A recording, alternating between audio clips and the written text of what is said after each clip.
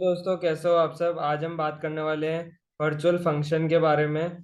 तो ये काफ़ी वो थोड़ा डिफिकल्ट टॉपिक है वर्चुअल फंक्शन। तो ये शुरू में काफ़ी आपको टफ लगता होगा, लेकिन इसको अपन बहुत डिटेल में पढ़ेंगे। तो इसके दो पार्ट आने वाले हैं। पहली वीडियो ये है और अगली वीडियो एक और आएगी। तो हम स्टार्ट करते हैं। तो अपन को पता है कि जो बेस क्लास का पॉइंटर होता है, ठीक है ना। अभी मैंने यहाँ क्या कर रखा है, एक क्लास बना रखी है बेस क्लास, और एक बना रखी है डिराइव क्लास। तो ये डिराइव क्लास जो है वो बेस क्लास से इनहेरिट हो रही है, ठीक है ना। और अब अपन ने क्या किया यहाँ पे, अपन को पता है कि जो एक ध्यान रखना है कंसेप्ट, कि जो बेस क्लास का पॉइंटर होता है वो क्या करता है ना, वो डिराइव क्लास में any of the descendant class, मतलब जैसे कि ये बेस क्लास है, अगर मैं इसका पॉइंटर बनाऊं तो उसकी जो भी डिसेंडेंट क्लास है, मतलब जो भी इस क्लास से डिराइव्ड होगी, मतलब जैसे अभी ये बेस क्लास है, जो डिराइव्ड है वो बेस से इनहेरिट हो रही है ना। तो वो उन सबको पॉइंट कर सकता है, ठीक है ना। जैसे यहाँ पे लिखो बेस क्लास का base B P T R, ठीक है ना। यहाँ पे मैंने एक बेस क्लास का पॉइंटर बनाया, और यहाँ पे एक डिराइव का ऑब्जेक्ट बना रखा है, और एक बेस क्लास का ऑब्जेक्ट बना रखा है। तो अब मैंने क्या किया, बेस क्लास का पॉइंटर में ऑब्जेक्ट डाल दिया अपन ने डिराइव का। तो अपन को पता है कि यार इंट टाइप का अगर पॉइंटर बना रखा है, इंट एस्ट्रिक, तो अपन उसमें इंट का ही कर सकते हैं पॉइंट। लेकिन जो बेस क्लास, मतलब इसमें इनहेरिटेंस में क्या होता है ना, कि आप डिसेंडेंट क्लास को भी पॉइंट कर सकते हो, ठीक है ना। तो अब अपन क्या करेंगे कि जैसे मान लो, अभी मान लो कोई फंक्शन बना देता हूँ मैं यहाँ पे, वॉइड फंक्शन वन, ठीक है ना। और इसकी मान लो कोई वो होगी इम्प्लीमेंटेशन। अब अपन ने डिराइव में भी वही बना दिया। आप इससे पहले वाली वीडियो एक है ओवरराइडिंग की, वो जरूर देख लेना, वो काफ़ी इंपॉर्टेंट है। तो मान लो मैंने void f2 बना दिया, और इसमें भी f1 बना दिया, ठीक है ना। अब देखो, अपन ने पिछली वीडियो में पढ़ा था कि जो फंक्शन ओवरराइडिंग है, अगर सेम, बिल्कुल सेम प्रोटोटाइप है, और एक बेस क्लास में एक डिराइड में, तो वो फंक्शन ओवरराइडिंग होता है। तो अब क्या होगा ना, जैसे मान लो मेरे को, अब जैसे देखो, यहाँ पे इसको हटा देते हैं अपन, और इसका उल्टा ट्रू नहीं है। डिराइव्ड का अगर मैं पॉइंटर बनाऊं और अगर उसमें मैं ऑब्जेक्ट बेस का डाल दूं तो एरर दे देगा, ठीक है ना। मान लो यहाँ पे मैं डिराइव्ड का पॉइंटर बना दूं पी टी आर, ये मान लो ऐसा कर दिया, और पी टी आर में मैंने डाल दिया एड्रेस ऑफ ओबीजे। ये ओबीजे यहाँ पे बेस का ऑब्जेक्ट है, तो ये एरर दे देगा, ठीक है ना। तो ये मत कर देना आप, बाकी तो ठीक है ना। तो ये अपन ये हटा देते हैं डेफिनेशन यहाँ से। तो अब देखो क्या होगा। अब अपन ऐसा करते हैं कि अपन ने यहाँ पे इसका ऑब्जेक्ट बना रखा है ना डी का, डायरेक्ट का डी डॉट, और F1 कॉल करेंगे। तो क्या होगा, तो अपना ये वाला फंक्शन कॉल हो जाएगा, क्योंकि इसने यहाँ पे बेस में भी है और डिराइव्ड में भी सेम ही नाम का है। तो क्या होता है ना, कि जो डिराइव्ड में है वो ओवरराइड कर देता है, तो वो वाला कॉल होगा, ठीक है। तो यहाँ पर डी डॉट F1 अगर अपन लिखते हैं, तो अपना क्या होगा ना, ये वाला कॉल होगा। अब मेरे को पता है कि मैंने यहाँ पे पॉइंटर में, जैसे अ, यहाँ पे मैंने देखो, यहाँ पे B P T R address of D भी डाल रखा है, ठीक है ना। तो मैं यहाँ पे ऐसा भी कर सकता हूँ, B P T R arrow, और फिर F1 डाल दिया, ठीक है। तो अब भी यही वाला चलेगा।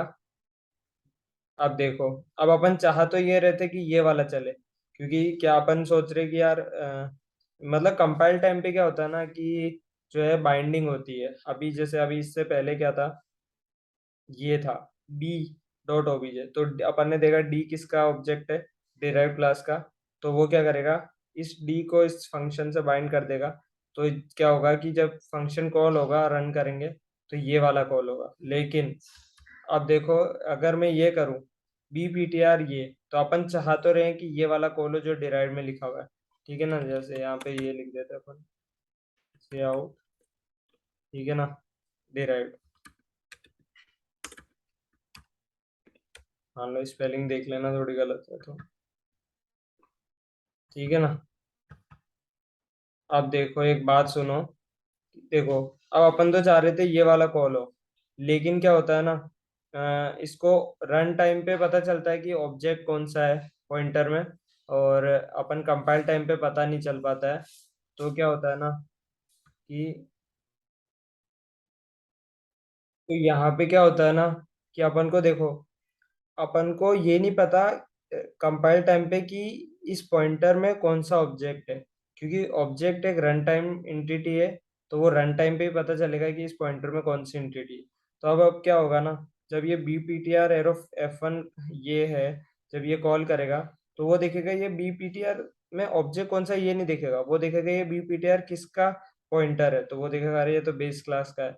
तो वो क्या करेगा, यहाँ पे बेस क्लास वाला F1 कॉल कर देगा, जो कि है ये वाला। ठीक है ना, अगर मैं आपको दिखाऊं, यहाँ पे देखो, सी आउट बेस लिख देते हैं अपन, और एक बार इसको रन करा के देखते हैं,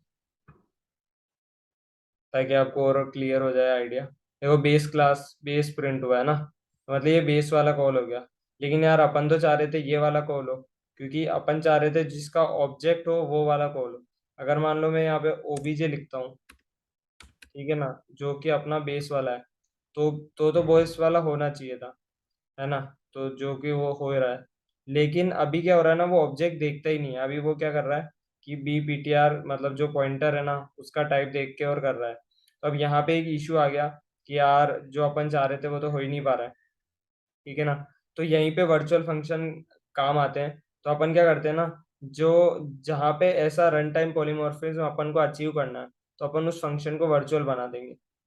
वर्चुअल, ठीक है ना। तो वर्चुअल कीवर्ड लगा दिया अपन ने उस फंक्शन के आगे, और ये वर्चुअल कीवर्ड अपन हमेशा बेस क्लास में लगाते हैं, है ना। ठीक है ना, तो वर्चुअल कीवर्ड हमने लगा दिया। तो अब जो भी इसके डिसेंडेंट क्लास होगी इस बेस क्लास की, जो कि है बेस क्लास, तो उसमें सभी में जो भी अगर यही प्रोटोटाइप है वॉइड F1 करके ये, तो वो सारे वर्चुअल ही होंगे, उनके आगे वर्चुअल लिखने की जरूरत नहीं है। ठीक है ना, तो जैसे यहाँ पे ये प्रोटोटाइप सेम है ऊपर वाले से, तो ये भी वर्चुअल ही होगा अब। ठीक है, अब अगर हम देखेंगे तो ये क्या होगा, रन टाइम पे जो बाइंडिंग होगी, तो अगर रन टाइम पे होगी तो वो ऑब्जेक्ट को देखेगा ना कि पॉइंटर के टाइप को। तो अब ऑब्जेक्ट को देखेगा अगर, तो ओबीजे को, ओबीजे, अगर अभी ओबीजे की जगह अपन यहाँ पे डी डाल दें तो देखते हैं, तो अब हमारा डिराइव्ड वाला प्रिंट होना चाहिए, जो कि हो गया है। ठीक है ना, तो अब इससे अपन को क्या क्लियर हुआ कि वर्चुअल कीवर्ड लिखने से अपन ने रन टाइम जो पॉलीमॉर्फिज्म है वो अचीव कर लिया। पहले इशू ये आ रहा था कि वो पेन पॉइंटर का डेटा टाइप देख रहा था, तो वो ये वाला फंक्शन कॉल कर दे रहा था। पर हमने वर्चुअल कीवर्ड जैसे ही लगाया, तो वो अब रन टाइम पे चेक करता है, तो रन टाइम पे वो देखेगा कि ऑब्जेक्ट कौन सा है इसमें, और वही वाला फंक्शन कॉल हो जाएगा। ठीक है ना, तो इस तरीके से अपन जो है पॉलीमॉर्फिज्म अचीव कर सकते हैं। और एक बार और ध्यान रखना, वर्चुअल फंक्शन कभी भी स्टैटिक नहीं हो सकते। ये स्टैटिक नहीं हो सकते, क्योंकि ये क्या है कि ऑब्जेक्ट कैन नॉट बी, बहुत वर्चुअल एंड स्टैटिक। ठीक है ना, तो इसमें क्या होता है ना कि वर्चुअल फंक्शन जो है स्टैटिक नहीं हो सकता, क्योंकि जैसे ऑब्जेक्ट पे डिपेंड कर रहा है ये, रन टाइम पे अचीव कर रहे हैं अपन। और स्टैटिक जो होते हैं वो तो क्लास पे डिपेंड करते हैं ना, तो स्टैटिक नहीं हो सकते। एक और बात ये ध्यान रखना आप। और बाकी मैं आपको और पॉइंट्स बता देता हूँ, जो मैंने अभी पीपीटी में तैयार किए हैं। जैसे एक और एग्जांपल देख लेते हैं फिर देखते हैं। तो जैसे यहाँ पे मैंने क्या किया, एक वर्चुअल फंक्शन बना रखा है, ठीक है ना, जो कि इधर भी अपन ने इनहेरिट कर रखा है। और एक शो फंक्शन है जिसको मैंने वर्चुअल नहीं बना रखा। ठीक है ना, देख सकते हैं आप यहाँ पे प्रिंट वर्चुअल है और शो नहीं है। अब मैंने क्या किया, यहाँ पे इसमें ऑब्जेक्ट डाल दिया डिराइव्ड का, और प्रिंट कॉल करा दिया और शो भी कॉल करा दिया। ठीक है ना, तो अब ये प्रिंट तो वर्चुअल है, तो प्रिंट वर्चुअल है तो अपन ने देखा वर्चुअल होगा, तो अपना डिराइव वाला ये प्रिंट हो जाएगा। ठीक है ना, और शो वर्चुअल नहीं है, तो अपना यही कॉल होगा जो बेस वाला है, क्योंकि वर्चुअल नहीं है तो ये अपने जो उसको उसको देखेगा जो अपने पॉइंटर का टाइप है।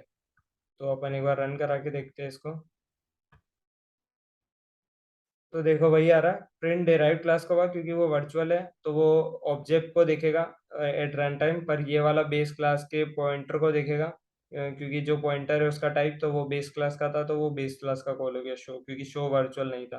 तो ये दो एग्जांपल देख लिया। अब अपन पीपीटी पे चलते हैं एक बार, थोड़ा सा और पॉइंट्स काफी सारे आपको क्लियर हो जाएंगे। ठीक है ना। तो अब देखते हैं अपन। तो यहाँ पे हमने देखा, एक सेकेंड। तो अपन देखते हैं। देखो, a virtual function is a member function which is declared with in a base class. ये मैंने बताया था आपको, बेस क्लास में डिफाइन करते हैं और ओवरराइड कर सकते हैं अपन उसको डिराइव क्लास में। ठीक है। You can refer derive class object using pointer. Upon pointer की मदद से ही जो है अपन वो जो है रन टाइप पॉलीमॉर्फिज्म अचीव करते हैं, मतलब वर्चुअल कीवर्ड के हेल्प से। When you refer to a derive class object using pointer और reference to the base class, you can call virtual function to that object. ठीक है ना। ये सब मैंने आपको बता दिया। Virtual function ensure correct calling, correct function calling. देखो ध्यान रखना, क्लास में जब भी अपन कोई फंक्शन डिफाइन करते हैं उसको अपन मेथड बोलते हैं। तो फंक्शन और मेथड एक ही बात है एक तरह से। ठीक है ना। They are mainly use to achieve run time polymorphism. ठीक है ना। तो रन टाइम पॉलीमॉर्फिज्म अचीव करने के लिए वर्चुअल फंक्शन यूज होते हैं।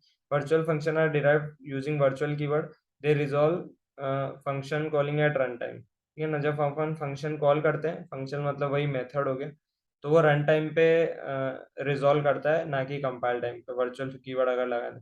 वर्चुअल फंक्शन स्टैटिक नहीं हो सकते। ठीक है। Virtual function can not, virtual अभी मैंने फ्रेंड फंक्शन पढ़ाया नहीं है, अगली आने वाली वीडियोस में पढ़ाऊंगा। लेकिन अगर आप एक बार नोट करने के लिए रख सकते हैं कि virtual function can be a friend function of another class. ये आपको मैं अभी बाद में समझाऊंगा, तब समझ आ जाएगा। आप नोट्स में लिखने के लिए एक बार लिख सकते हैं।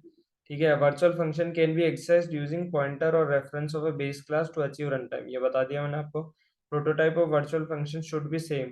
सेम होना चाहिए प्रोटोटाइप। अगर मैंने सेम नहीं रखा तो फिर तो बात ही अलग हो गई। अगर प्रोटोटाइप ही मैंने चेंज कर दिया, यहाँ पे प्रिंट है और यहाँ पे मैंने प्रिंट टू लिख दिया, तो फिर तो बात ही खत्म हो गई। तो फिर तो सेम ही नहीं है, फिर को तो फिर कोई मतलब नहीं है ना। फिर तो सेम होना चाहिए प्रोटोटाइप। और they are always defined in the base class, ये भी मैंने बता दिया। ये बात ध्यान रखना है, काफ़ी इंपॉर्टेंट है, कि अ क्लास में है वर्चुअल डिस्ट्रक्टर। डिस्ट्रक्टर वर्चुअल हो सकता है क्लास में, but it can not have virtual constructor. ठीक है ना। मतलब कि अगर मैं आपको डिस्ट्रक्टर यहाँ पे बनाऊँ, डिस्ट्रक्टर कैसे बनाते हैं अपन, टिल्ड साइन यूज करते हैं और क्लास का नाम लिखते हैं, और ये बन गया डिस्ट्रक्टर। तो अपन क्या कर सकते हैं ना, अभी मैं आगे आने वाली वीडियो में बताऊंगा, इसके आगे अपन यहाँ पे वर्चुअल लिख सकते हैं। ठीक है ना। तो ये चलेगा। तो ये चल गया देखो। लेकिन अगर मैं कंस्ट्रक्टर बनाऊं और उसके आगे वर्चुअल, कंस्ट्रक्टर क्या होता है, अपन अगर टेल साइन हटा देंगे तो ये डिफॉल्ट कंस्ट्रक्टर बन जाएगा। अब देखो एरर आ जाएगी, एरर आ गई कि constructor can not be virtual. तो ये मैं आपको अच्छे से समझाऊंगा आगे आने वाली वीडियोस में। तो आई होप आपको वीडियो पसंद आएगी। वीडियो पसंद आए तो लाइक कर देना और चैनल को सब्सक्राइब कर देना। आगे और अच्छी वीडियोस आने वाली है ओप्स से रिलेटेड। तो मिलते हैं अगली वीडियो में। Till then keep learning. Bye.